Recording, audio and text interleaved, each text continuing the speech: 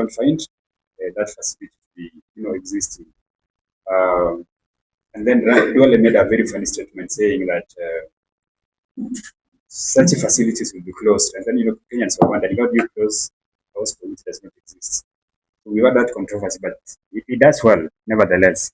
Musalia Mudavadi, the CS for Foreign Affairs, recently Kenyans have complained of lack of protection by the governments when outside the borders of this country. We had Kenyans being killed in Tanzania. We had Kenyans being lied to by Russians and then being shipped all the way to Moscow to fight Russia's war against Ukraine. And we've had Kenyans dying in the Arab countries, in the name of greener pastures. You get very young girls being told, oh, let's take you to Lebanon, let's take you to Saudi Arabia. You're going to find a wonderful job there, only to be taken to a very, very funny Arab belly guy who beats you the whole day. So we've had such complaints being raised by Kenyans. Sorry? Some of them. Yeah. Yeah, and of course, you saw what happened to Zagi and Oyo. They were kept in a freezer in Uganda for more than a month. And so such issues have been raised, and the blame has been leveled against the CS the docket of foreign affairs. But then, of course, Musalia Mudavadi has made some efforts, and that is the kind of person I think we need, according to the feedback we're given by people. He's soft enough to be the best diplomat for this country, because for you to win a negotiation, you have to appear to be composed, calm, and collected. And I think that is why he performs relatively well. Kabogo ICT is at number 5. Chirichiri number 6 for roads. That is what Kenyans were saying, but I think that credit goes to the president, because he has taken up the issue of roads, specifically under the larger docket of infrastructure. He has made it his project most for this place, launching roads and all that. So the credit for the CS for roads, I think, should be given to the president, because he has personalized that kind of effort. The CS for tourism, that is Rebecca Miano, gets 7%. She's ranked number 7. 2-year defense, 5.4 at number 8. Mining, Ali Hassan Zoho gets 5.2, 9 at number 9. And then, of course, to close the top 10 is the CS for Greek, Mutai Kawe, who is the former CS for health. When we had COVID, at least the guy was handling health, and he did a very wonderful job. And when his name came up, some Kenyans were saying maybe should have been given a different docket. That's what they were telling us. But then again, we don't have that kind of power. But you've had the issue of putting a round peg in a square hole, so it does not fit. So they feel like he's handling a docket which is not what he should be handling. But when we tried to do some research, we actually discovered this guy is a journalist, a communications guy. So even when he was doing it in health, it's not like he was a doctor or anything. So which basically means, so long as you want to school, you don't have to handle a docket which is within your area of training. You can still do well. So now, number 11 is the CS for trade, Eli Kinyanjui. Now, there's an issue that we're able to come up with in our research. So most of these guys are actually unknown. Hata nyinyi nikiuliza kwa saa hii, kama mmesikia jina Beatrice Moe, I mean, I've heard the name. Yeah, so it was quite funny because the names were not coming up. This person here, and say that again.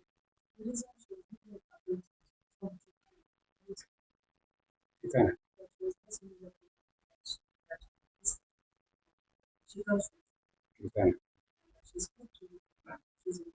She's on the ground. You know her at a personal level. Yes. Okay.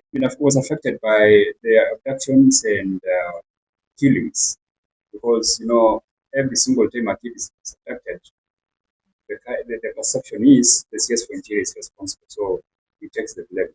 That means, and human nature is, if you do 9 things right and you do 1 wrong, they remember the 1, you get the 9. So it takes a lot of slack for that. That's why he gets 3.8% and is ranked number 12. Now, the young man for water and sanitation is also not known, and even if the president goes and launches some project somewhere, he's so much in the background. You don't get to even see his face. So most of these people are coming up as the unknowns. The only person who seemed to be known but was not scoring very well is Ruku. People know him, but they feel like public service is bloated.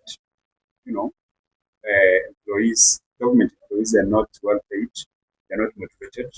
There's a lot of corruption. Some of them go to offices and like a court, and then they go, loitering and they don't deliver. So, and he has been on the job for a very short time, so it's not like he takes all the blame. Public service in Kenya has been a problem from the 1960s when we got independence. So, yeah. Alice Wahoma Finance, 2.6% at number 16.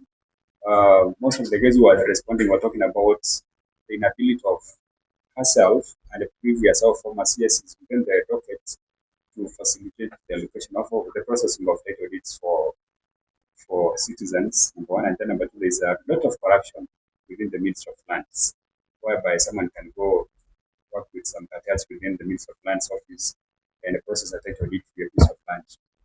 And you're evicted from a piece of land where your father's father, lived. Finance, you guys know, according to what we got from our research, this is the toughest time for Kenyans. There's a cash crunch. Things I'm not talking about. There's no money on the streets. People are suffering.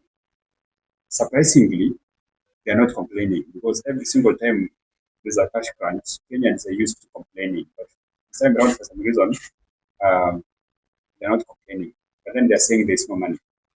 And according to them, the economy is not moving. If you listen to the president, he'll tell you the economy is growing at maybe 4.5%. Okay? But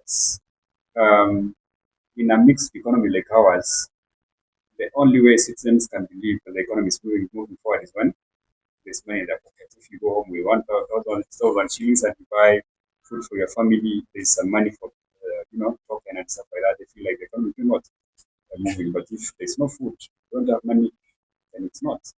So it's doing very well for the top, like let's say top 5%, but then the rest of the population is in in a hole. So that is why the CS for finance performs in a very, very mediocre way. He has 2.4% and is ranked number 17.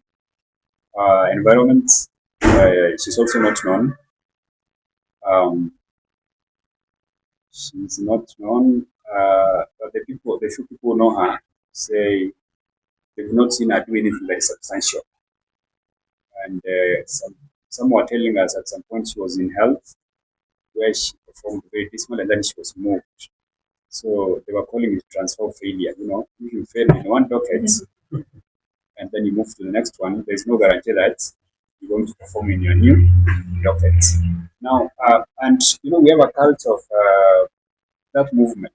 In some places, if you don't deliver here, you just go home because in a population of 60 million, there's so many people who want to school and can deliver that docket.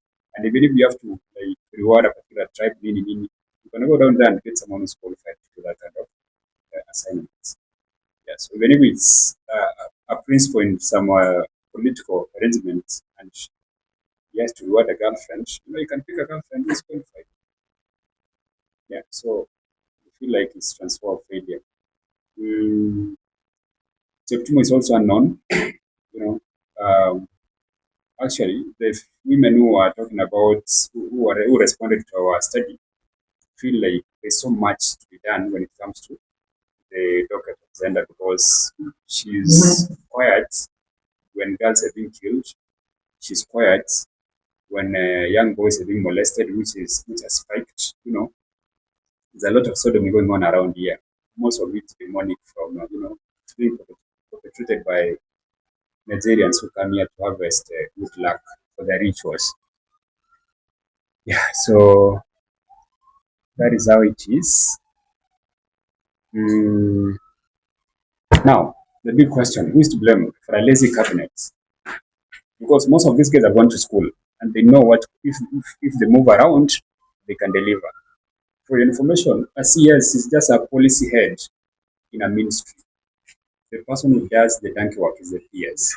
So if you are a CS, you have to be very lazy for you not to deliver. Just move around and articulate government policy within your documents. So, for a lazy cabinet, who is to blame? Good. So, Kenyans, 18% of the people who responded said the CSs have to take blame. But then 70% take the blame to the president's doorstep. Yeah, because once he gets to know that so and so is not delivering, all he has to do is to send that CS home and replace him. Send him home, get a name, send to parliament for confirmation, and then the country gets to move forward. And 12% of those who responded have no idea. So the buck stops with the president. That is according to Kenyans. And I think I agree with them because the appointing authority has the power to, make those changes in case citizens are not served. Yeah. So basically what I've just explained, some secretaries are not known. And then, of course, now there's independence. Some of them were saying that, some cabinet secretaries or most cabinet secretaries don't have powers to make decisions on their own. They have to take their phones and make phone calls to the president in order for them to make decisions. And according to them, that is why the president is not going to punish them. Because if you just sit in your house and you get scared of making a decision because the president will fire you and you have to wait for a phone call from the president for you to move, then he cannot fire you if you don't deliver because he knows this guy is not working. They have not given him what? Much orders. So the good number of Kenyans who think these guys are not independent. And especially the guys who gone to school up to college level and understand the functioning of government always refer back to the time of Kibaki, saying when Kibaki was elected president in 2002, some of you are very young, I guess, and maybe some were not yet born, especially if you're below 20, of course. I mean, below 23, you're not yet born. So I was there, lucky. When Kibaki was elected president, with the support of the late Right Honorable Raila Amolo Odinga, who said Kibaki Tosha, he picked the best men and women to serve this country, the likes of the current governor of Kisumu, Professor Nyong'o. I remember he was the cabinet secretary for planning, and he did the economic recovery strategy paper that was used to actually transform the economy of this country. People like Oremo served in that cabinet. People like Mother Karua, people have gone to school and have an understanding of excellence. So that is why the economy made tremendous progress over a short period of time.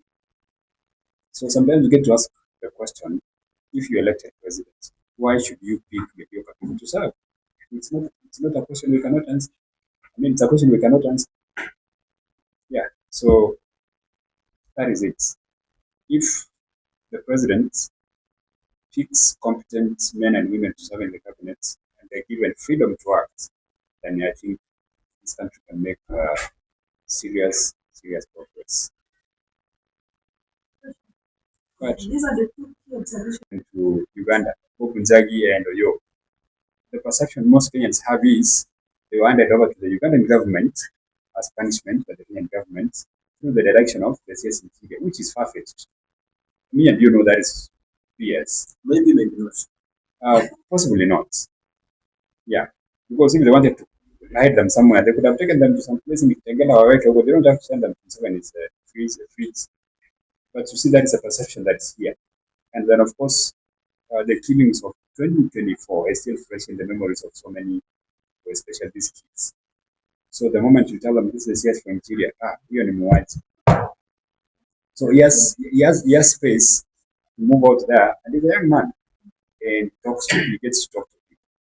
And for your information, from what we got, Kenyans feel the killings are necessary, completely unnecessary. For example, the kids who are being killed had phones and a flag. And then, you find a mzee ako na AK-47 anapiga magoti shooting someone, it's a 19-year-old kid. It was just a phone and a flag. Like the kids who are shot in parliament. When you listen to Kenyans speak, you cannot help crying. Nakwambia me, I lost my kid. Alikuwa kwa maandamano akaingia bunge, he was shot. So, and then of course we had one member of parliament from Mugadi, it's called Miano, who gave Kenyans a picture of what was going on in the parliament. He said our kids came and the only weapons they had were phones and a flag. And then those cops just shot them. They were shooting them. Completely unnecessary. Yes. Yes.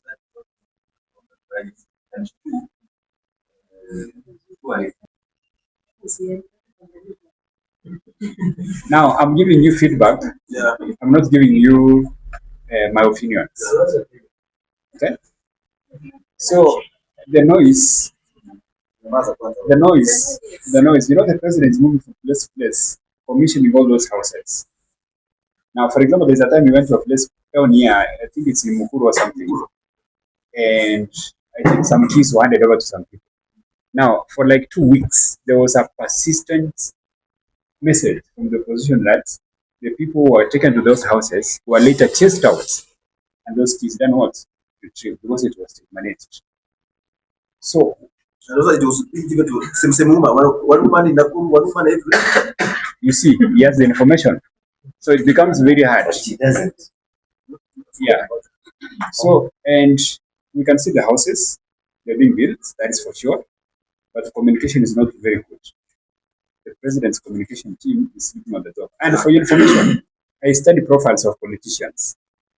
If you go back to 2022, 2021, 2022, the number of opinion polls that were run by Azimio was 36, a total of 36 opinion polls.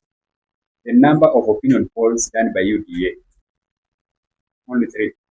So President William has very limited accommodation for propaganda because opinion polls are basically high-level propaganda.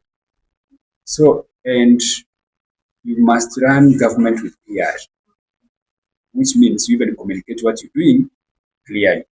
Because you have an opposition that is making a lot of noise, Kenyans tend to listen to the opposition more than the government. So government has to go. Let me tell you what happened under President Uhuru Kenyatta. Uhuru's second term was very problematic. It was very tough. There was COVID, then there was BBI nonsense. So in the middle of COVID, introduced what? BBI. And the questions Kenyans were asking, where should you be focusing resources? Is it on COVID or BBI, which can wait? But then the communication team of the president was very good. Kenyans were swamped with a lot of positive information. To a point where blaming the president was not easy. Yet it's very easy, by the way. So it's not happening now. And it's not too late. It's all about bringing in people now to package what the president is doing and sharing it well. Can always. The variation between from the ranking. Yes.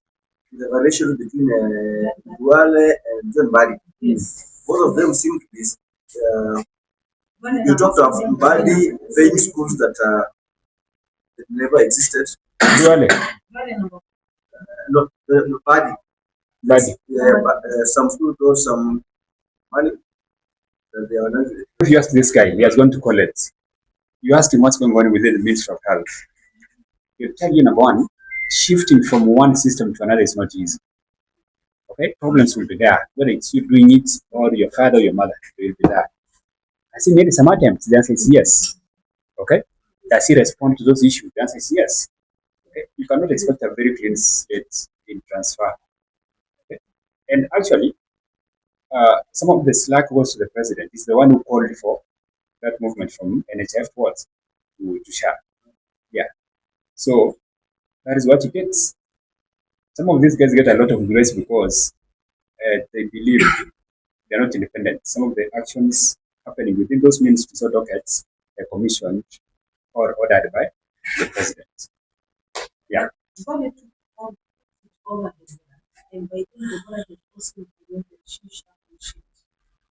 of the reasons why Deborah was kicked out was even during a confirmation hearing, it was a mess. That is what some people are telling us. So now I expected one. Yes. That is why he was initially when he was appointed by a freshly elected president. So he's known. And for the information, this guy is known by so many Kenyans as the architect behind the elections. He's so much out there, people know him. Yeah. So you might not know him, but people know him compared to Kabogo, ICT is booming and it takes credit.